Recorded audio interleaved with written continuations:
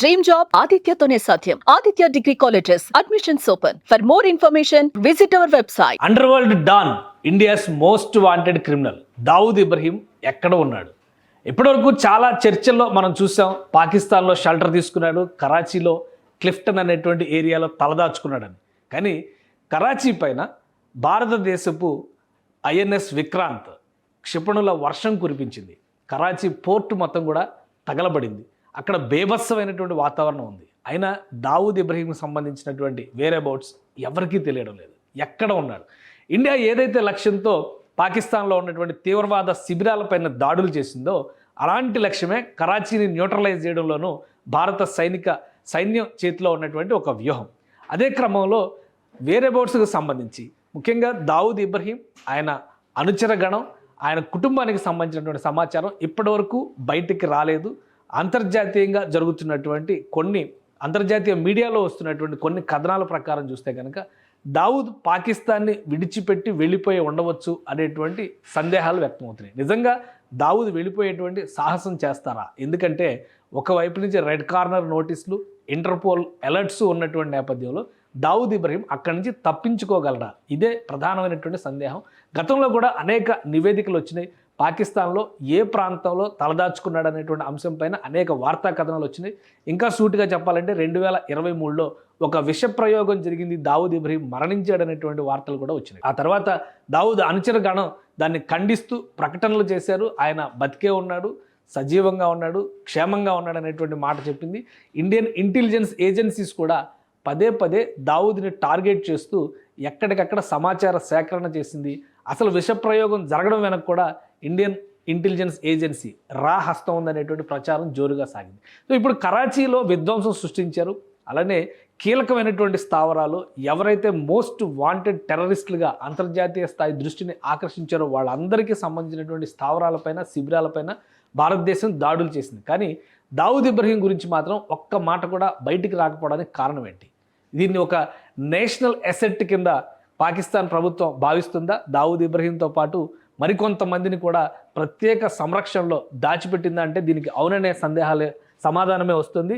ప్రధానంగా దావూద్ ఇబ్రహీంకి సంబంధించినటువంటి అంశాల్లో గతంలో చాలా కాలం పాటు 2020 ఒక విధంగా చెప్పాలంటే దావూద్ ఇబ్రహీం జీవిత చరిత్రను మనం ఒకసారి అలా టచ్ చేసి చూడాల్సి ఉంటుంది. భారతదేశంలో అనేక తీవ్రవాద కార్యకలాపాలు, ముఖ్యంగా మాఫియా వ్యవహారాలకు పాల్పడినటువంటి వ్యక్తిగా దావూద్ ఇబ్రహీం పేరు అందరికీ తెలుసు. 1986 నుంచి ఇక్కడ ఇండియాలో మిస్సింగ్ క్యాండిడేట్. కానీ ఎప్పుడైతే 1993లో బొంబాయి బాంబు పేలుళ్ళకి దావూద్ ఇబ్రహీం సహకరించాడు, ప్రధాన కుట్రదారు అనేటువంటి విషయం తెలిసిందో అప్పటి నుంచి అతను మోస్ట్ వాంటెడ్ క్రిమినల్ జాబితాలో ఉన్నారు. అల్ ఖైదా వ్యవహారం తర్వాత మోస్ట్ వాంటెడ్ క్రిమినల్ కాస్త మోస్ట్ వాంటెడ్ టెర్రరిస్ట్గా దావూద్ ఇబ్రహీం మారిపోయారు.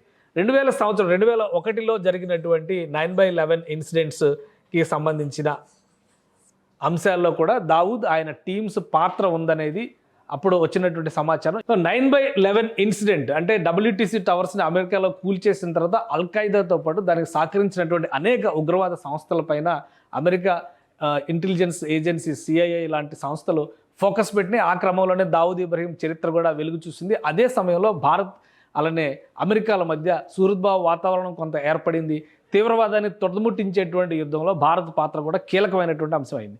ఆ క్రమంలోనే దావూద్ ఇబ్రహీంకి సంబంధించి ఆయన పాకిస్తాన్లో షెల్టర్ పొందుతున్నాడు. అంటే అప్పటి వరకు 2001 వరకు ఆయన UAEలో, అంటే దావూద్ ఇబ్రహీం అనేవాడు UAEలో ఉన్నాడు, దుబాయ్లో తలదాచుకున్నాడు అని చెప్పి అనుకునేవాడు. కానీ ఆ తర్వాతే అతను స్థలం మార్చాడు, పాకిస్తాన్ చేరుకున్నాడు. 2001 నుంచి కరాచీ అతనికి షెల్టర్గా ఉంది అనేటువంటి ప్రచారం జరిగింది. దానికి తగ్గట్టుగా అనేక రకాల సమాచారం కూడా బయటకు వచ్చింది. అంతర్జాతీయ ఉగ్రవాదులకు సంబంధించినటువంటి డేటా కోరుతూ ఐక్యరాజ్య సమితి ఇచ్చినటువంటి నోటీసులకి స్పందించాల్సిన పరిస్థితి పాకిస్తాన్ ప్రభుత్వంకి ఏర్పడింది. ఆ సందర్భంలో ఇచ్చినటువంటి రిప్లై ఇది. మినిస్ట్రీ ఆఫ్ ఫారిన్ అఫైర్స్ అప్పుడు మొదటిసారిగా పాకిస్తాన్లోనే దావూద్ ఇబ్రహీం ఉన్నాడు అనేటువంటి విషయాన్ని అంగీకరించాల్సినటువంటి పరిస్థితి ఏర్పడింది. సో ఈ డేటాలో ఇందులో 48వ పేజీలో క్లియర్గా దావూద్ ఇబ్రహీంకి సంబంధించినటువంటి వివరాలని, ఆయన వేరేబౌట్స్కి సంబంధించిన అంశాలని ఇక్కడ చూస్తే పేరు కూడా ఉంది, దావూద్ ఇబ్రహీం కస్కర్. ఇట్లా ఈ పేర్లతో రకరకాల పేర్లు, ఆయనకు ఉన్నటువంటి పేర్లు, అలానే అతని పౌరసత్వానికి సంబంధించి కూడా ఇండియన్ నేషనాలిటీ అనేటువంటి విషయాన్ని ఇక్కడ మెన్షన్ చేస్తూ దావూద్ ఇబ్రహీం అనేవాడి పాస్పోర్ట్ నంబరు ఇవన్నీ కూడా ఇందులో ఇచ్చారు ఈ డేటాలో. సో ఈ అంశం తర్వాత అంటే 2020లో దావూద్ ఇబ్రహీం అనేవాడు పాకిస్తాన్లోనే ఉన్నాడు అనేటువంటి విషయం కన్ఫర్మ్ అయింది. పాకిస్తాన్ కూడా అధికారికంగా దీని తర్వాత అంగీకరించినట్లు అయింది. సో బాంబే బ్లాస్ట్లకు సంబంధించి బాంబేలో అతను పుట్టినటువంటి ప్లేస్ ఆ డీటెయిల్స్ కూడా ఈ రిపోర్ట్లో పెట్టారు. ఎక్కడ పుట్టాడు, ఎక్కడ పెరిగాడు, దానికి సంబంధించినటువంటి ఇన్ఫర్మేషన్ కూడా ఇందులో డీటెయిల్గా ఇచ్చారు.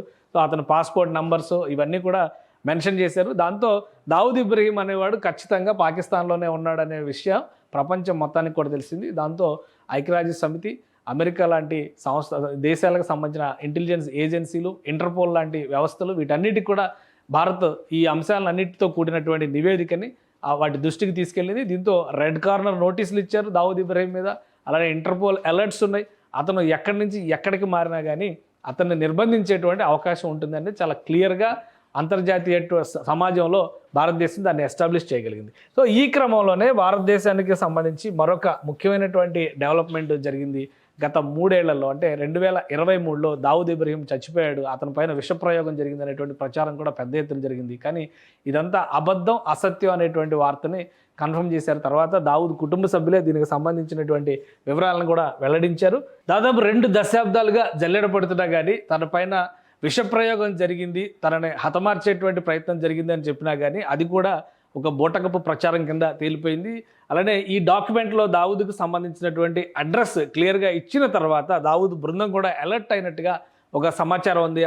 ఒకసారి ఇక్కడ మనం చూస్తే కనుక నేషనల్ ఐడెంటిఫికేషన్ నంబర్ ఎక్కడ పాకిస్తాన్లో అతను సెటిల్ అయ్యాడు కాబట్టి, అంటే 2001 నుంచి పాకిస్తాన్లోనే, అది కూడా కరాచీలోనే, కరాచీ సేఫ్ ప్లేస్ అనేటువంటి అభిప్రాయంతో అక్కడే ఉన్నాడనేది కూడా ఇక్కడ క్లారిటీ వచ్చింది. కరాచీలో అడ్రస్తో సహా డీటెయిల్స్ ఇవ్వాల్సిన పరిస్థితి, ఐక్యరాజ్య సమితికి ఇవ్వాల్సినటువంటి పరిస్థితి అనివార్యంగా ఏర్పడింది. సో ఆ క్రమంలో ఆయన ఉన్నటువంటి ప్రదేశానికి సంబంధించినటువంటి అడ్రస్ కూడా ఇక్కడ మెన్షన్ చేశారు. కరాచీ, పాకిస్తాన్. ఈ బంగ్లా పేరు పలాటియల్ బంగ్లా హిల్ ఏరియా, నరోబాబాద్, కరాచీ. సో ఇదొక అడ్రస్. అలానే ఇంటి అడ్రస్కి సంబంధించి white house near Saudi mask, Clifton అనేది కూడా ఆ ఏరియా, కరాచీలో ఉన్నటువంటి ఒక ఏరియా. సో ఇది very near by defence housing వాటికి సంబంధించి హౌసింగ్ అథారిటీ కరాచీ, పాకిస్తాన్. దానికి చాలా దగ్గరలో ఉండేటువంటి రక్షణ శాఖకి సంబంధించినటువంటి కాలనీలు ఉన్న ప్రదేశంలోనే ఆయన ఉన్నట్టుగా అధికారికంగానే పాకిస్తాన్ అనౌన్స్ చేసింది. ఈ డాక్యుమెంట్ చూస్తే మనకి ఆ విషయం క్లియర్గా అర్థమైపోతుంది. అయితే ఎప్పుడైతే ఈ అంశం వెలుగు చూసిందో అప్పటి నుంచి కూడా జాగ్రత్త. ఒకసారి చూద్దాం మనం కరాచీ అంటే ఎంత దూరంలో ఉంది ఇండియాకి సంబంధించి, కానీ ఈ మ్యాప్ల పరంగా చూస్తే అసలు ఏం జరుగుతుంది, ఎలా తెలుస్తుంది ఈ డిస్టెన్స్ అనేది కూడా మనం ఒకసారి చూద్దాం. ఇది ఇండియా మ్యాప్. మనం ఒకవైపు చూస్తే ఇండియా మ్యాప్ కనిపిస్తుంది. ఇండియాకి గుజరాత్ తీరానికి ఆనుకుని ఉన్నటువంటి ప్రదేశంలోనే కరాచీ కనిపిస్తుంది. సో ఇది మొత్తం కూడా గుజరాత్. ఈ బార్డర్ లైన్ చూస్తే క్లియర్గా అర్థమవుతుంది. ఈ ప్రాంతంలో ఇది గుజరాత్, భారత్కు సంబంధించినటువంటి పరిధి అయితే ఈ ప్రాంతంలో ఈ హైదరాబాద్ అనేది అక్కడ కూడా ఒకటి ఉంది. సింధ్ రాష్ట్రంలో హైదరాబాద్ ఉంది. సింధ్ రాష్ట్రానికి రాజధానిగా కరాచీ ఏరియాని మనం చెప్పుకుంటాం. కరాచీలో ఉన్నటువంటి ఈ ప్రదేశంలోనే ఆయన తలదాచుకున్నాడు. క్లిఫ్టన్ అనేటువంటి ఏరియాలోనే అధికారికంగా పాకిస్తాన్ కన్ఫర్మ్ చేసింది. ఆ తర్వాత వచ్చినటువంటి నివేదికలు ఎప్పుడైతే ప్రపంచ స్థాయిలో అందరికీ ఈ నివేదికల్ని, ఈ ఇన్ఫర్మేషన్ని షేర్ చేశారో అప్పటి నుంచి దావూద్ మరింత అప్రమత్తంగా ఉన్నారు. ఆ క్రమంలోనే అతను ప్రత్యేకమైనటువంటి ఏర్పాట్లు చేసుకున్నారు. కరాచీ సమీపంలో ఉన్నటువంటి కొన్ని ఐలాండ్స్ పైన దావూద్ ఫోకస్ పెట్టాడు. ఆ ఐలాండ్స్లోనే తలదాచుకుంటున్నాడు అనేటువంటి ప్రచారం కూడా పెద్ద ఎత్తున జరిగింది. ఎందుకంటే కరాచీ ఒక సముద్ర తీర నగరం. ఇక్కడ ఉన్నటువంటి పాకిస్తాన్లో జరిగేటువంటి వాణిజ్యంలో, ముఖ్యంగా నౌకా వాణిజ్యంలో 70-80% కరాచీ ఓడర్ రేవ్ నుంచే జరుగుతుంది. దావూద్ ఇబ్రహీం ఇన్వాల్వ్మెంట్స్ అన్నీ కూడా మాఫియా వ్యవహారాలే కాబట్టి ఇదే సరైనటువంటి స్థావరంగా అతను నిర్ణయించుకున్నట్టుగా చెప్తారు. ఆ క్రమంలోనే కొన్ని వీడియోస్ కూడా వచ్చినాయి. ఇది పాకిస్తాన్ ఇంటెలిజెన్స్ ఏజెన్సీస్ అప్పట్లో పాకిస్తాన్ ఇంటెలిజెన్స్ ఏజెన్సీస్ని క్రాక్ చేసి అంతర్జాతీయంగా సేకరించినటువంటి సమాచారం కరాచీకి శివారుల్లో ఉన్నటువంటి ముఖ్యంగా ఆఫ్ఘనిస్తాన్కి సంబంధించినటువంటి ఆపరేషన్స్ ఆఫీసర్స్ దీన్ని ట్రాక్ చేశారని చెప్తారు. ఎస్టోలా ఐలాండ్ అని చెప్పని కరాచీ శివారుల్లో ఉన్నటువంటి ఐలాండ్. ఈ ఐలాండ్లో ప్రత్యేకంగా దావూద్కి, ఆయన బృందానికి కూడా ప్రత్యేక ఏర్పాట్లు పాకిస్తాన్ ప్రభుత్వం, అంటే ముఖ్యంగా పాకిస్తాన్ ఇంటెలిజెన్స్ ఏజెన్సీ ISI చేసింది. ఆ క్రమంలోనే అతను అక్కడ ఒక సబ్మెరైన్ బేస్లో, ఐలాండ్లో ఉన్నటువంటి సబ్మెరైన్ బేస్లో తలదాచుకున్నాడు అనేటువంటి ప్రచారం అప్పట్లో చాలా గట్టిగా జరిగింది. ఆ తర్వాత 2023లో జరిగినటువంటి అటాక్ ఇవన్నీ చూసినాక ఏంటంటే ఖచ్చితంగా ఈయన పాకిస్తాన్లోనే ఉన్నాడు అనేటువంటి కన్ఫర్మేషన్ అయితే అందరికీ వచ్చింది. సో ఇప్పుడు మనం ఒక విషయం ఆలోచించాల్సింది ఏంటంటే భారతదేశం జరిపినటువంటి కీలకమైనటువంటి దాడి ఉగ్రవాద నిర్మూలన, ఉగ్రవాద నాయకత్వం, ఉగ్రవాద శిబిరాల విధ్వంసం. దానికి సంబంధించి ఒక కీలకమైనటువంటి 4 నాయకులకి సంబంధించిన ఫొటోస్ ఇవి. ఒక్కొక్కడు మహాహంతకుడు, ప్రపంచ చరిత్రలో ఇంత దుర్మార్గులు ఇంకొకరు ఉండరు అనేటువంటి అభిప్రాయం కలిగించేంత కర్కోటకులు. ఇది చూస్తే మౌలానా మసూద్ అజర్ జైషే మహమ్మద్ చీఫ్గా అనేక విధ్వంసాలకి భారతదేశంతో పాటు ఆఫ్ఘనిస్తాన్లో కూడా కుట్రలు పన్నినటువంటి వ్యక్తి మౌలానా మసూద్ అజర్. ఆయన కుటుంబం మొత్తం భారతదేశం జరిపినటువంటి క్షిపణి దాడిలో మట్టుబెట్టినప్పటికీ కూడా ఇతను మాత్రం తప్పించుకోగలిగారు. ఇక మరొకడు ఈ హఫీజ్ మొహమ్మద్ సయీద్, అంటే వీడు లష్కర్-ఏ-తోయిబా స్థాపించినటువంటి నాయకుడు. లష్కర్-ఏ-తోయిబాకి చెందినటువంటి వీడు దశాబ్దాలుగా విధ్వంసం సృష్టిస్తూనే ఉన్నాడు. లష్కర్-ఏ-తోయిబా ఫామ్ అయి కూడా దాదాపు 25 సంవత్సరాలు అవుతున్నటువంటి పరిస్థితి. అప్పటి నుంచి ఇతన్ని పట్టుకున్న వాడు ఎవడో కూడా లేడు, నరమానవుడు లేడు. అనేక రకాలుగా అమెరికన్ ఇంటెలిజెన్స్ ఏజెన్సీలు కూడా ట్రాక్ చేసినప్పటికీ కూడా ఇతన్ని పట్టుకోలేదు. ఇక మరొకడు జకీరుర్ రెహమాన్ లఖ్వీ. వీడు ముంబై అటాక్స్ 26/11 అని చెప్పన్నారు కదా, కొంతమందిని పంపించి ముంబైలో విధ్వంసం సృష్టించిన దానికి మాస్టర్ మైండ్ వీడి గురించి కూడా భారతదేశం మోస్ట్ వాంటెడ్ లిస్టులో పెట్టింది. ముంబై అటాక్స్ జరిగిన తర్వాత ఐక్యరాజ్య సమితికి కూడా ఈ డేటా ఇచ్చింది. ఇక 4వ వాడు దావూద్ ఇబ్రహీం. ఇప్పటివరకు మనం చెప్పుకున్నవాడు. వీడు కూడా సేఫ్గానే ఉన్నాడు. ఎక్కడున్నాడు అనేది తెలియకపోయినా కానీ ఈ 4గురిని కూడా పాకిస్తాన్ ప్రభుత్వం ఒక నేషనల్ అసెట్స్ కింద కన్సిడర్ చేస్తుంది. అంటే పాకిస్తాన్లో ఉన్నటువంటి ప్రధానమంత్రులు, సైనికాధికారుల కంటే కూడా వీళ్ళు చాలా ముఖ్యమైన వ్యక్తులుగా ట్రీట్ చేస్తుంది. కాబట్టి వీళ్ళు ఎవరిని కూడా దేశం దాటిపోలేదు. దావూద్ ఇబ్రహీం కూడా ఇండియా పాకిస్తాన్ మధ్య ఉద్రిక్తతలు రాజుకుంటున్నాయో అప్పుడు దుబాయ్ కానీ, గల్ఫ్ దేశాలకి కానీ, లేదా మలేషియా లాంటి ప్రాంతాలకు కానీ వెళ్ళిపోయి ఉంటారు అని చెప్పని అందరూ భావించారు. కానీ ఎక్కడికి వెళ్ళలేదు అనేది ఇప్పుడు ప్రస్తుతం భారత ఇంటెలిజెన్స్కు ఉన్నటువంటి సమాచారం. ఆల్రెడీ ఇతని పైన చాలా గురి పెట్టాడు అజిత్ దోవల్, భారతదేశానికి సంబంధించినటువంటి భద్రతా సలహాదారు. ఒక అటాక్లో ఆల్మోస్ట్ లేపేస్తున్నారు అనేటువంటి ప్రచారం కూడా జరిగింది. బట్ అది సాధ్యపడలేదు. కాబట్టి ఇప్పుడు వస్తున్నటువంటి తాజా సమాచారం ప్రకారం చూస్తే ఇతన్ని ఈ నలుగురిని కూడా చాలా సీక్రెట్ ప్లేస్లో ఐఎస్ఐ కాపాడుతూ వస్తోంది అనేది సమాచారం. దావూద్ ఇబ్రహీంతో పాటు మిగతా 4గురిని కూడా మట్టు పెట్టాల్సినటువంటి అవసరం ఉందని చెప్పి భారతదేశం కృత నిశ్చయంతో ఉంది.